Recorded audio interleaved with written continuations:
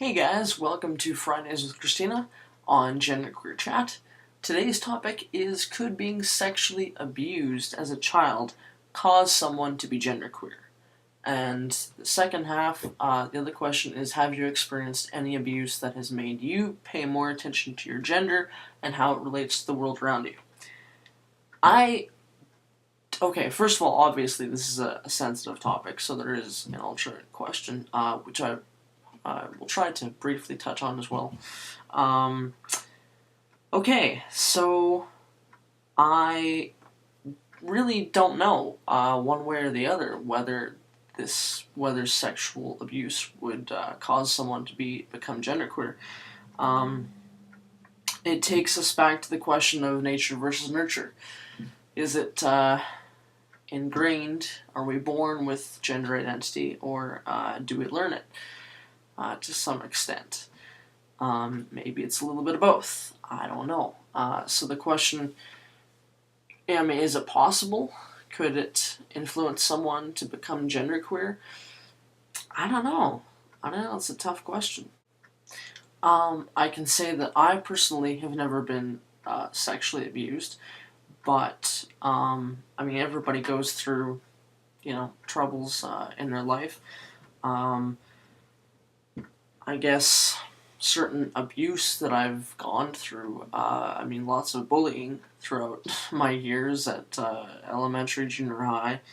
Not so much in high school, fortunately, but yeah, so I've had that. So and I grew up without a mother. I'll be honest, she passed away when I was extremely young. So whether, that's not necessarily abuse, but I've thought maybe that's had an impact on my gender identity or my my sexual orientation, for that matter. In terms of being bullied at school, whether that's made me think about gender differently, or my gender differently, I don't know, I'm trying to think. It depends, like, what started it. I remember different instances, as I'm sure other people have done, of wanting to, fit in with the popular kids and so on and so forth. And I remember a couple of boys in my class in grade 5 used to make fun of me all the time for various things, and I remember wanting to try to reconcile that by trying to do all the cool stuff like them. And so I don't know whether that's, I guess, I remember this one time, I think they had, I can't remember, I think they were bringing in these, the little finger skateboard things, and I remember bringing that in and thinking that would make me cooler or something, make them not, be as mean to me or something like that. But really, in terms of bullying at school, I don't think that really influenced my gender identity that much. I doubt it. I don't know, I'm trying to think, like, how would that happen? I don't know, because my gender nonconformity started, I think, before school. In terms of, like, when I'll go back to when I was 4 and I didn't want to wear a dress. But, of course, you can definitely make the argument that growing up just with my dad influenced it.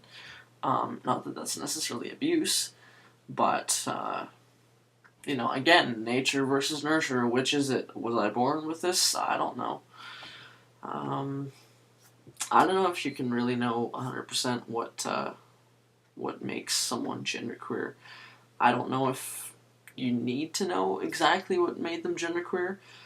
But of course, if it's an issue like abuse, as other people have said, you should probably get help for it. That's probably a good idea.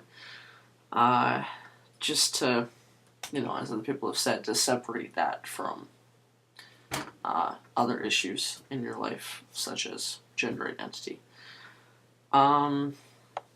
Yeah, so that's about all that I can say. That's all I can think of, really, in terms of this question. So I guess I'll head over to the next one.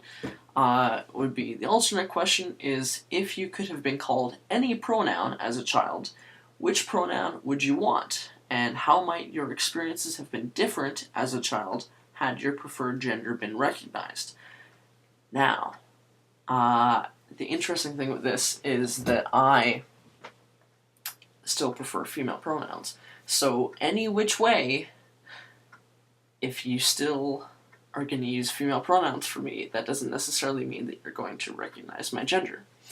Of course, because, you know, I don't identify as 100% as female, right? So, had my... with the pronouns, of course, nothing would change, because that's how I grew up, with female pronouns. Of course, that being said, had my preferred gender been recognized, something androgynous rather than just female, I think there would have been a lot less questioning. Because, of course, growing up, I didn't know anything about being genderqueer. For the majority of my childhood, I didn't even consider the idea that I could be anything other than a straight female. So, yeah, I think there would have been a lot less time questioning and more time focused on other things that I could achieve, like schoolwork and so on and so forth, and other areas of my life, instead of, you know, all the questioning about my sexual orientation and then eventually my gender identity, and yeah, it takes up a little bit of time. So yeah, if it wasn't an issue, you know, then I could get on with my life a little bit, or I could have gotten on with my life a little bit faster. So yeah, that would have been convenient. I think that would have been the biggest change. Yeah, I'd be, as I'm sure anybody would think, you know, you'd be more confident, and yeah, it would be nice. Yeah, that's all I can say. It would be really convenient, really a nice thing to have, and even nowadays to have my preferred gender recognized like all the time would be really cool. That would be cool. Just going out into public and not even, you know, thinking, well, you know, what do people, questioning myself, what do people think of this type of person? That I guess you could say, even if my gender was recognized, people could, you know, have some sort of prejudice against that gender, I suppose. Against non-binary genders or against trans people in general. So, yeah. But, yeah, basically there would have been a heck of a lot less questioning. So, that's all I can think of today. Yeah. So, see you guys next week. Bye-bye.